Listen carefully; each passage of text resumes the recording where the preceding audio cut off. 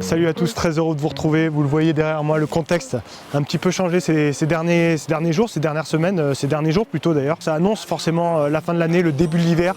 Très impatient, j'ai pas encore mis les skis, j'ai pas encore mes skis. C'est une frustration un peu importante chez moi là ces derniers jours, mais ça devrait bientôt se résoudre comme problème. J'ai pas encore profité de la neige du coup, mais c'était le bon moment je pense là cette fin d'année pour faire cette petite vidéo. Vous l'avez vu dans le titre. Je vais essayer de décerner quelques awards des produits que j'ai pu tester cette année, parmi voilà, des chaussures, des sacs, des montres, ce genre de choses.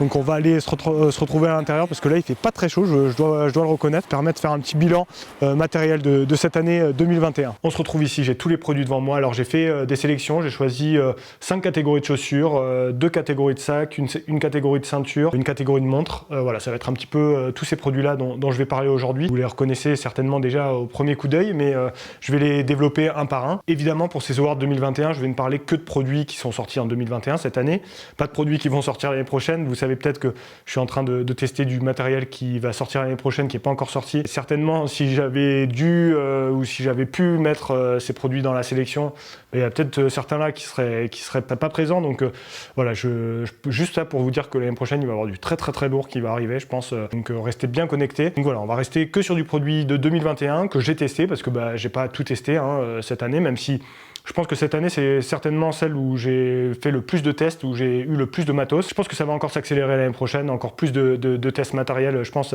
à venir. Donc ça va être de plus en plus complet au fil des années. Je vais essayer de répéter cet exercice chaque année en fin d'année.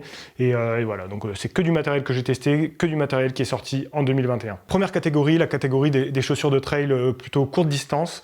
Et là, comment ne pas sélectionner la S-Lab Pulsar de Salomon qui est sortie au printemps cette année et qui a fait beaucoup parler d'elle. J'en ai moi aussi pas mal parlé sur la chaîne, j'ai fait un petit reportage, je sais pas si vous l'avez vu. J'ai fait aussi un test un peu plus, voilà, un peu pour donner mon avis autour de la chaussure. Depuis, j'ai encore plus de recul avec la chaussure, notamment d'un point de vue de la durabilité, et puis je l'ai mis aussi en compétition, ce que j'avais pas encore fait quand j'en ai parlé. Donc j'ai quand même maintenant pas mal de recul sur cette chaussure et c'était une évidence pour moi de mettre cette chaussure tout en haut, des chaussures pour les courtes distances. Alors, est-ce que c'est vraiment une chaussure pour les courtes distances? Je le pense, c'est quand même plutôt, pour dire la majorité des gens, c'est plutôt une chaussure réservée pour les courtes distances jusqu'à des formats marathon sans trop de problèmes.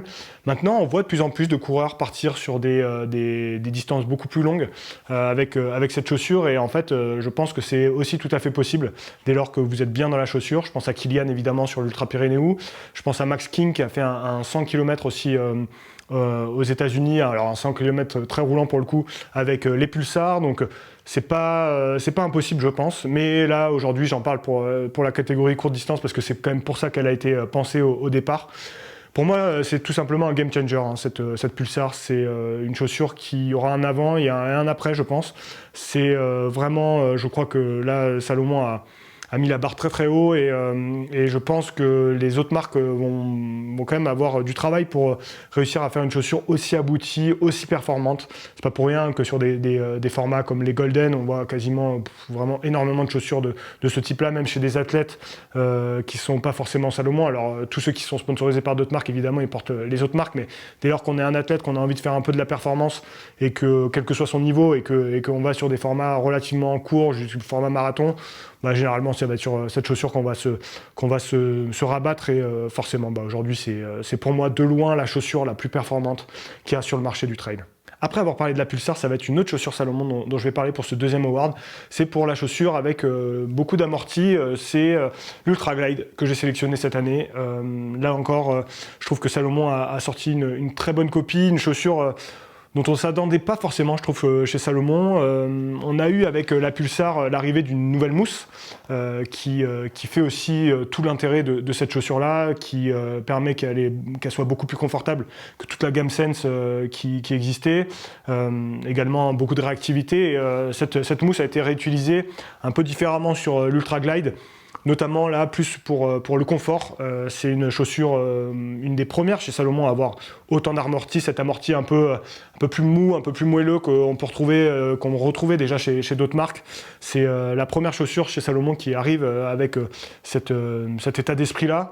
Et je trouve que Salomon, pour cette première, a fait une super copie. Alors moi, c'est une chaussure que j'ai énormément mise. Là, vous voyez la première version que j'ai mise, j'en ai une deuxième que j'ai commencé avec laquelle j'ai commencé à courir aussi.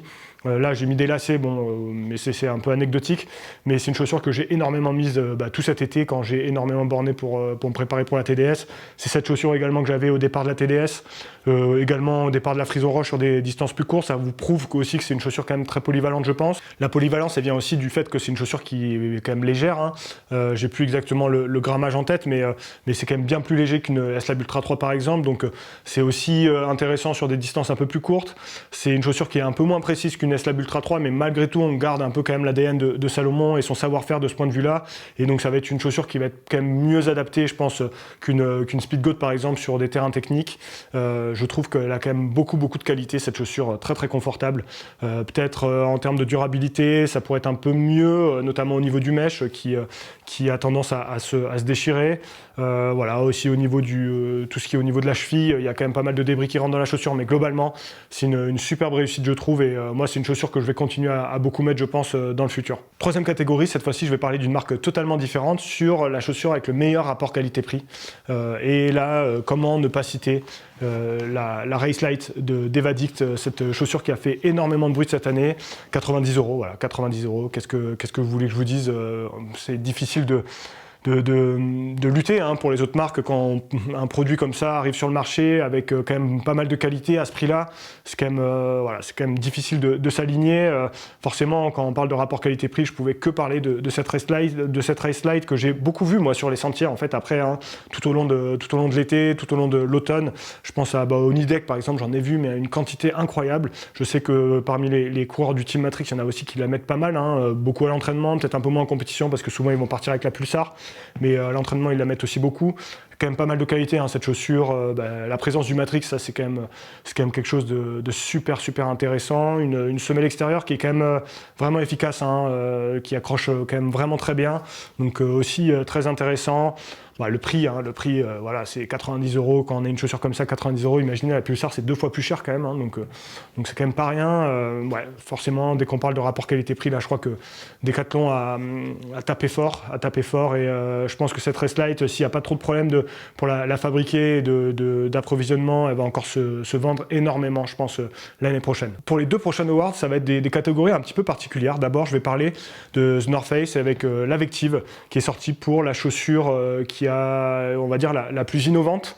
C'est comme ça que je voulais un petit peu nommer la catégorie. Alors forcément, quand j'ai réfléchi à cette catégorie, je trouvais que c'était intéressant parce qu'il y avait pas mal de chaussures finalement sur le marché que je pouvais sélectionner pour cette catégorie-là. Forcément, je me suis rabattu sur l'Avective qui est, on va dire, la première chaussure avec une plaque carbone en trail, une plaque carbone vraiment destinée à la performance. Il y avait Nike qui avait déjà fait une chaussure avec une plaque carbone. Et en fait, pourquoi je suis allé sur cette chaussure? Déjà parce que je pense que c'est quand même une chaussure qui est réussie. Elle a aussi des défauts. Je pense qu'une chaussure qui est très exigeante.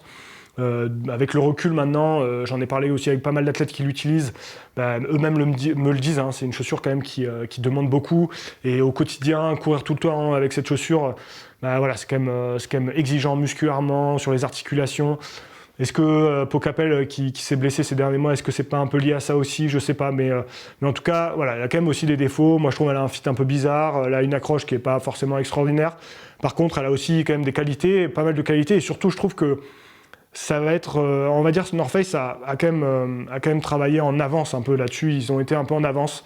Et là, on voit bien, avec Oka qui annonce la Technonix, qui va être une chaussure avec une double plaque carbone, si je ne m'abuse, qui va sortir l'année prochaine. Je pense que de plus en plus, toutes les marques vont s'y mettre à faire des chaussures de trail avec des plaques, et des plaques carbone notamment. Donc c'est pour ça que je trouvais que c'était intéressant de mentionner quand même cette Vective dans cette catégorie. On peut s'attendre aussi à ce que North Face fasse évoluer ce modèle-là dans les années qui viennent, peut-être avec des choses encore plus abouti, donc ça va être super intéressant à voir. Je pense qu'on rentre dans cette ère aussi du carbone dans le milieu du trail. Est-ce que c'est forcément bon?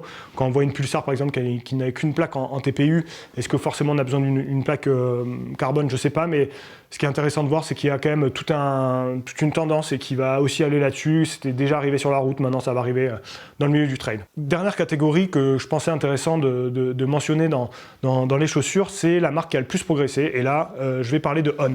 On Running, une marque que j'apprécie tout particulièrement, notamment sur l'état d'esprit, on va dire, de la marque, au-delà des produits. J'adore tout ce qu'ils font en termes de textile, je trouve que c'est super beau, c'est super, c'est même d'un point de vue de la technicité, c'est top. Sur les chaussures, jusqu'à début 2021, j'étais quand même assez sceptique sur ce que moi j'avais pu tester personnellement, notamment les Cloud Venture, tout ça, j'étais pas forcément trop convaincu.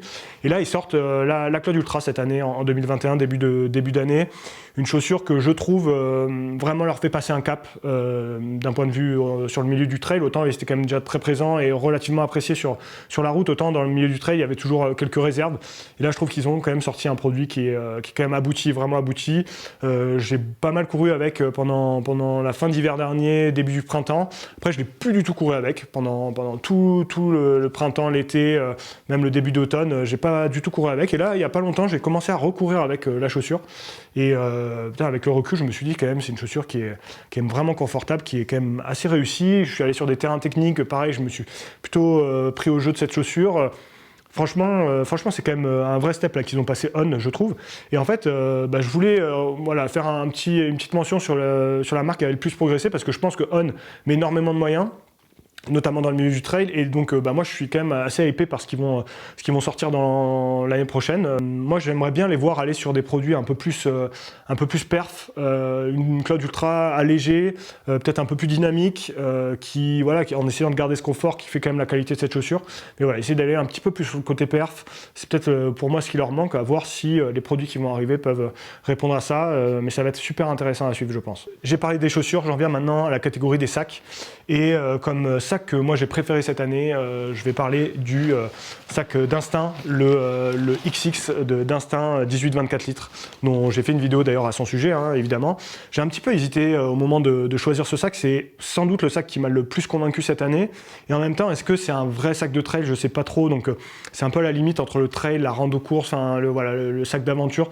C'est pour ça que j'ai un peu hésité au moment de choisir ce sac-là, mais en même temps, il m'a tellement convaincu que je trouvais que ça faisait sens d'en parler et de le sélectionner pour ces awards. Pourquoi je l'ai adoré? Parce que je pense que c'est vraiment un sac qui révolutionne un petit peu le sac pour ce genre de choses, on va dire, tous les off, un peu les aventures de plusieurs jours, les courses par étapes, toutes ces choses-là, et je pense que c'est vraiment un sac qui fait vraiment la différence sur ce marché-là.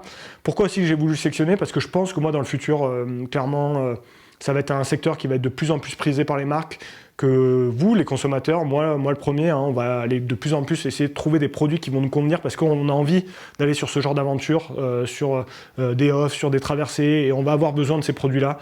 Donc clairement, Instinct, là, je crois que cette année, ils ont fait vraiment un produit vraiment incroyable, très très cher par contre, très cher, donc ça peut être la limite de ce genre de produit. En même temps, on peut penser que ça va durer aussi vraiment dans le temps, mais je voulais sélectionner ce produit-là parce que je pense que ça va être un produit que moi-même, je vais beaucoup utiliser l'année prochaine encore pour plein de choses, et j'ai envie de voir les autres marques venir aussi sur ce secteur de plus en plus. Donc voilà, c'est un espoir, je pense que ça va arriver, à voir, il faudra suivre ça, mais en tout cas, bravo Instinct pour ce sac-là, il est vraiment très très abouti. Je voulais faire une deuxième catégorie sur les sacs de trail bon marché, entre guillemets. Je voulais faire une vidéo d'ailleurs aussi à ce sujet pour vous comparer quelques sacs. Dans ces awards, je vais d'ores et déjà te parler d'un sac de chez Salomon cette fois-ci. Vous le savez peut-être, moi je pense que autant Salomon a beaucoup de concurrents sur les chaussures, et il y a plein d'autres marques qui font des chaussures très très bonnes, qui peuvent concurrencer Salomon largement sur certains secteurs, même il y a d'autres marques qui sont meilleures, je pense.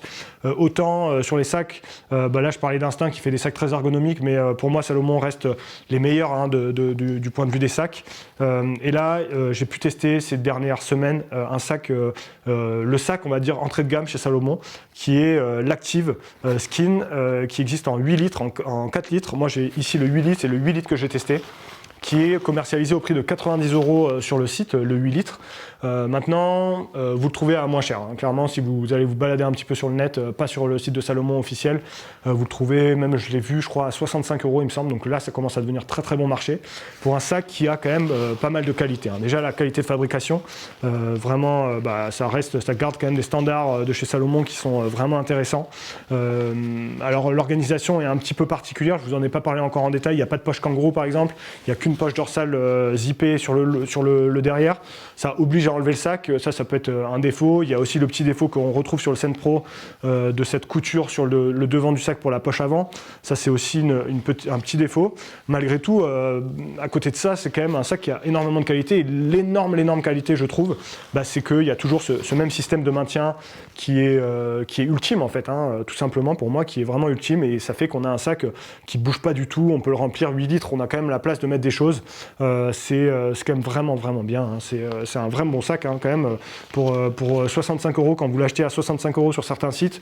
Là, je crois que vraiment, en entrée de gamme, on peut difficilement faire mieux. Alors, si vous avez un peu plus de moyens, forcément, moi je vous conseillerais plus de partir sur un Sense Pro. Alors ça, c'est le haut de gamme, ou alors un Advanced qui est aussi, qui restera toujours un standard de très très haute qualité. Maintenant, ce Active Skin, j'étais quand même agréablement surpris pour ce prix-là et pour le fait que ce soit, on va dire, l'entrée de gamme chez Salomon. C'est quand même de très bonne facture. Je note aussi que c'est livré avec 2 flasques qui valent, je crois, 20 € l'unité si vous les achetez individuellement. Donc, vous voyez, déjà dans le prix du sac, si vous l'avez à 65 €, il y a 40 € de flasque, ça commence à valoir le coup. Alors si vous l'achetez plein pot, 90 €, même là, hein, je pense que ça vaut encore vraiment le coup.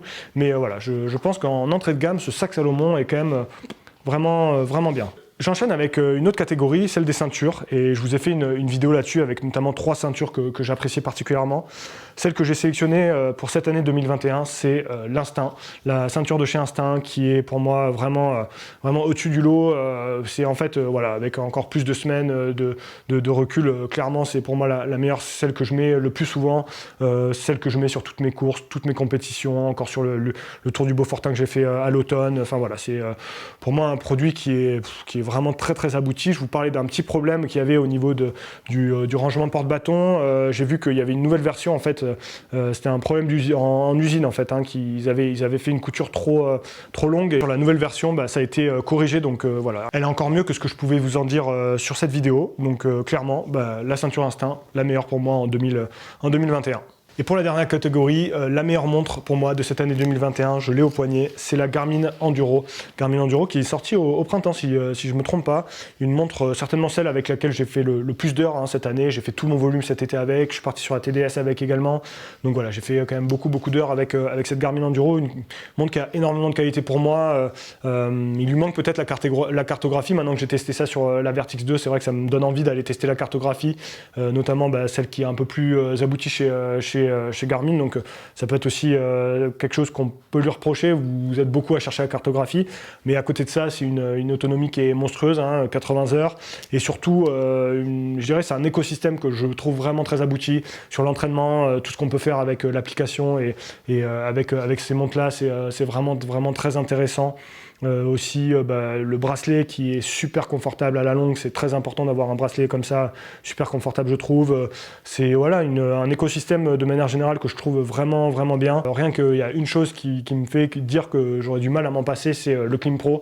Je vous en ai déjà beaucoup parlé, je reviendrai pas dessus, mais voilà, pour moi la meilleure montre de cette année 2021, la Garmin Enduro. C'est ici que se conclut la vidéo, une belle année encore, beaucoup de matériel testé, beaucoup de choses super intéressantes, super inspirantes. J'espère qu'en 2022 ça va être encore mieux. Là il y a eu pas mal d'annonces ces dernières semaines sur ce qui va sortir, notamment d'un point de vue des chaussures, et je peux vous dire que moi je suis très hypé par tout ce qui arrive. Toutes les marques sont au charbon pour nous proposer des choses de toujours plus intéressantes, toujours plus abouties, donc voilà, on va être aux aguets l'année prochaine pour tester tout ça, vous présenter tout ça sur la chaîne. Évidemment, il y aura encore plus de tests l'année prochaine. Je vais essayer de multiplier ça, d'aller encore plus loin et vous proposer toujours plus de contenu, et en tout cas ça a été une très belle année. J'espère que l'année prochaine sera encore une plus belle année.